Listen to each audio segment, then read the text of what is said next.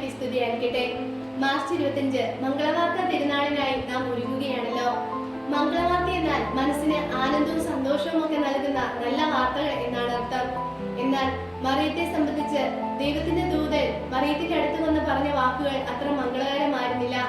വിവാഹ നിശ്ചയം ചെയ്തിരിക്കുന്ന ഒരു പെൺകുട്ടി വിവാഹത്തിന് മുമ്പ് ഗർഭിണിയായി കാണപ്പെടുകയെന്നാൽ അവളെ കല്ലെറിഞ്ഞ് കൊല്ലണം എന്നുള്ളതായിരുന്നു ആ കാലഘട്ടങ്ങളിലെ ഏറ്റവും വലിയ ശിക്ഷ. ദൈവഹിതത്തിന് ആമേൻ എന്ന് പറഞ്ഞാൽ തനിക്ക് സംഭവിക്കാൻ പോകുന്ന കാര്യങ്ങൾ എന്തെല്ലാമാണെന്ന് മറിയത്തിന് നന്നായിട്ട് അറിയാമായിരുന്നു.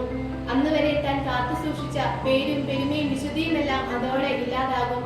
തന്റെ മാതാപിതാക്കൾ മറ്റുള്ളവരുടെ മുമ്പിൽ തലകുനിച്ച് നടക്കേണ്ടി വരും.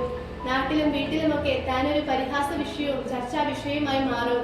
എന്നാൽ മറ്റുള്ളവർ എന്തു പറയുമെന്നോ എന്തു ചിന്തിക്കുമെന്നോ ഒന്നും മറിയം കണക്കിലെടുത്തില്ല. ഇത് ദൈവഹിതമാണെന്ന് മറിയം ഉറച്ചു വിശ്വസിച്ചു. ദൈവത്തിന് തന്നെ കുറിച്ചൊരു പദ്ധതിയുണ്ടെന്നും ആ പദ്ധതി തന്റെ നാശത്തിനുള്ളതല്ല ക്ഷേമത്തിനുള്ളതാണെന്ന് മറിയം ഉറച്ചു വിശ്വസിച്ചു.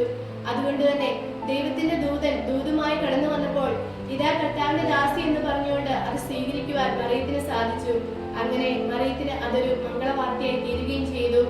നമ്മുടെ അനുദിന ജീവിതത്തിൽ നാം കാണുകയും കേൾക്കുകയും അനുഭവിക്കുകയും ഒക്കെ ചെയ്യുന്ന കാര്യങ്ങൾ ഒരുപക്ഷെ നമുക്കും അത്ര മംഗളകരമായി തീർന്നു എന്ന് വരില്ല. എന്നാൽ ദൈവമെല്ലാം കാണുന്നുണ്ടെന്നും ദൈവം നമ്മെ അറിയുന്നുണ്ടെന്നും ദൈവം അറിയാതെ ഒന്നും നമ്മുടെ ജീവിതത്തിൽ സംഭവിക്കുകയില്ല എന്നുള്ള ഉറച്ച ബോധ്യവും വിശ്വാസവും മറിയത്തെ പോലെ നമ്മുടെ ജീവിതത്തിൽ ഉണ്ടെങ്കിൽ നമുക്കും അതൊക്കെ മംഗളവാർത്തയായി തീരും. ഈ നോമ്പ് കാലഘട്ടത്തിൽ നാം കാണുകയും കേൾക്കുകയും അനുഭവിക്കുകയും ഒക്കെ ചെയ്യുന്ന കാര്യങ്ങൾ, നമ്മുടെ മുന്നിൽ കടന്നു വരുന്ന പ്രതിസന്ധികൾ മറിയത്തെ പോലെ ഇതാ കർത്താവിന്റെ ദാസി എന്ന് പറഞ്ഞ് സ്വീകരിക്കുവാൻ നമുക്ക് ഓരോരുത്തർക്കും സാധിക്കട്ടെ. നന്ദി.